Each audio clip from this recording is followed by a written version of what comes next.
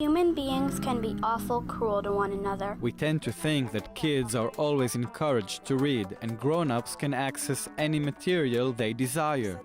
Unfortunately, that is still far from being true.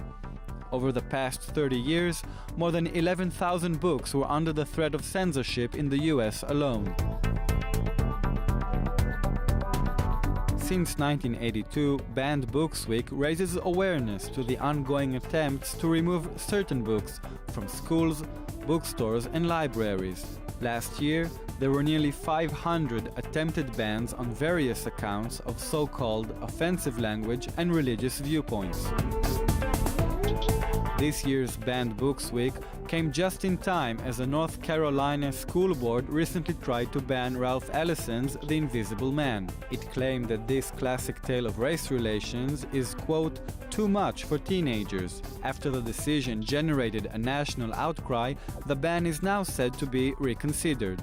Shuffled down his upstairs hallway, knowing he's about to be kidnapped by a flying saucer. The Banned Books Week is celebrated at bookstores and libraries with public and virtual readouts as people share a favorite passage.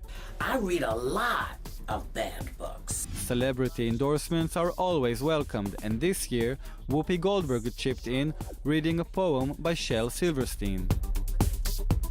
Finding a great book is a tough challenge, but there's no shame in asking for guidance, especially when today's librarians are cooler than ever. They are seen as sophisticated agents of social change, geeks with a punk attitude who spread the joy of reading. They obviously love their work. Students and faculty members of the University of Washington's Information School created Librarians Do Gaga. Their take on Lady Gaga's poker face had everyone aching for some help in using catalogs and databases.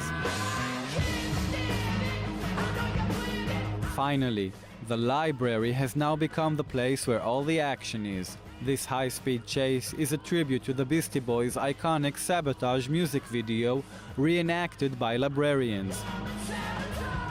Indeed, no one can stop the adrenaline rush of holding a great book. So please, free your mind and grab the most challenging book you can find. Just remember to hand it back in time, or else these elite librarians will hunt you down.